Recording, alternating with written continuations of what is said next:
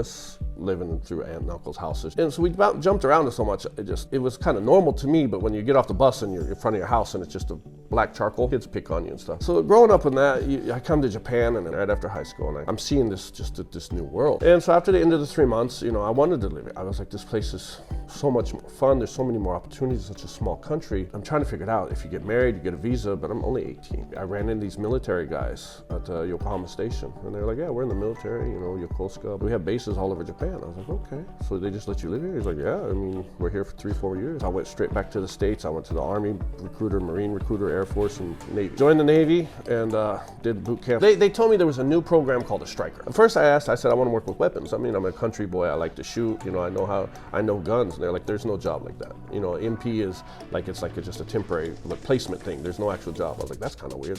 They like the Marines handle that. So they made me a plane captain. That's like the guy who sits there and cleans the jet and then gets the pilot set in and stuff, because nobody chooses that job either, because you're basically a gas station attendant for a jet. Right. So I went to Miramar, I'm doing the training, I'm doing all this stuff, learning how, you do all the signs for the jets, the little, how the pilot checks the stuff, and you check the oil and you check the flaps and all that stuff. So they sent me to Japan finally. You get your request sheet, like your dream sheet.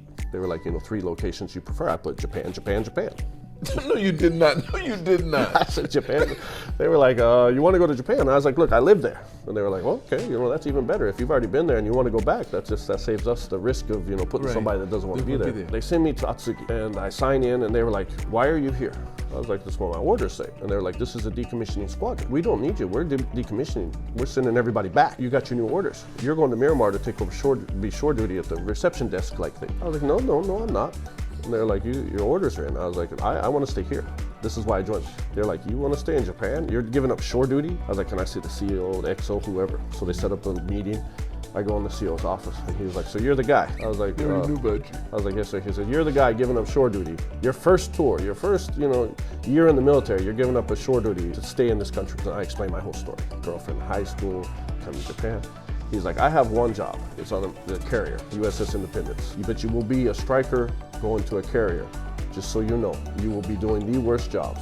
And I was like, send me, I'm good. But when I go to check into the main guy who puts me wherever he's gonna put me, he's looking at my papers. He was like, oh, you come from, I think it was like VF 15 was the squadron I was in. I don't remember the squadron. He's like, that was the first squadron I joined 32 years ago or whatever, 25 years ago.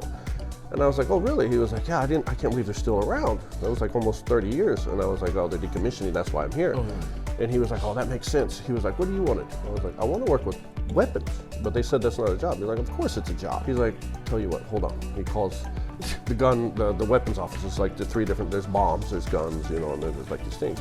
Nobody picks up the phone. It calls all like 3 different divisions. Nobody answers the phone. He's like, they didn't answer. And I'm like, please, sir, try again. Is there any chance you could just try one more time? He's like, I'll try one more time. If they don't answer, I've got to send you to the bottom, Right. I'm like, that's something. He calls the first one, don't answer. He calls the second one. They pick up, and he's like, hey, I've got a guy here. He wants to work with guns. Do you need anybody? And they're like, yeah, send him our way. So they sent me to the weapons department. So now I'm going to be working with small arms, security force, exactly what I wanted to do. Right. And then that's when I start to find out what the whole striker thing was. They put you in these horrible places. You work 18, 20 hours a day. You're the first one on the ship, the last one to leave. And nobody has time to study to become anything else. So they stuck in that thing. Take my test, I become a gunner's mate, missiles, and then I was capped to, 3rd class and then all this stuff. And that was my military. I had put in my paperwork to become a SEAL as well as to get married, because my division is weapons, so we work with the SEALs. So you started being influenced. And I always want to be a SEAL. Of course, everybody wants to be a SEAL. You think it's easy until you see actually what they go through. Right. So I was like, maybe I'll just be a SEAL. If I get approved in the buds, then I'll stay in longer. If not, then I'll get out. Was kind of the idea. So I turned in my paperwork to become a SEAL, and I turned in my paperwork to get married at the same time.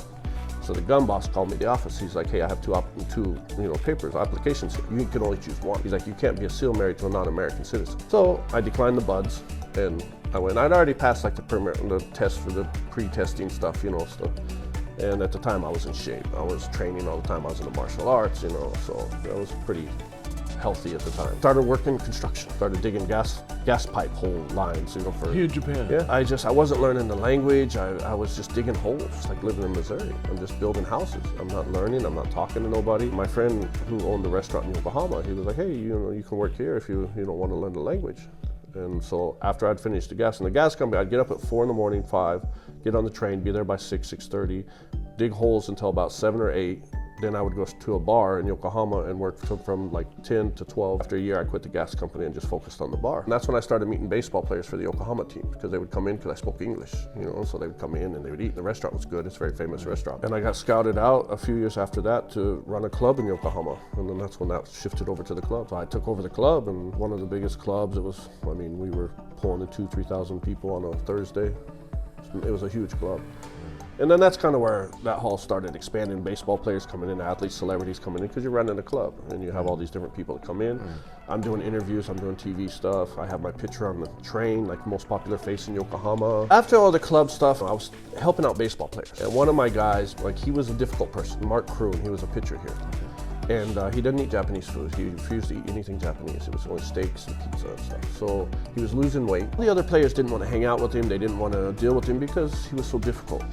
He didn't eat certain things, and they just didn't want to deal with it. So this goes on for 3 or 4 months. I'm helping him out. I'm taking here. His family comes. I take him to Disneyland. I'm just helping him, and I'm running the clubs at night. And so we become really good friends. And then he throws a 161-kilometer fastball. Breaks all the speed records in Japan. He's the fastest pitcher in Japan. He's like the first time a foreigner has broken a record in Japan with baseball. The next year I'm with him. He's paying me a salary, so now I have that base to work off, and I'm helping other restaurants and clubs. I'm producing them just like on the side. Then he signs with the Giants. Well, his contract with the Bay Stars ends, and then I hear in the newspapers signs with the Giants. I thought I'm done. He's with the Giants. That's another level. So he calls me. He's like, "Hey, you gonna cut your hair?" I was like, "For what?" Got long blonde hair. He's like, "Giants doesn't allow long hair. You're in my contract. You're my manager. I've already talked to the team. You're part of my group." This is all new to me. I've been on the outside of the baseball, and I had originally said years ago to a friend of mine with the Bay Stars that I wanted to be an interpreter for a baseball team. He's like, "It'll never happen because it's not about the language. It's about the culture.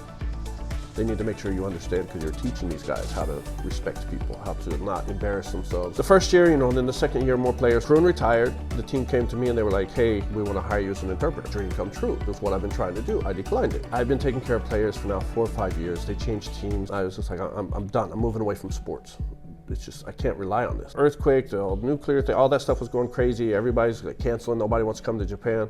And then the Giants call us like, "Bachi, these guys are going crazy because of this thing. We need you, please." I was like, "Yeah, I'll take the job." And I did that for a season.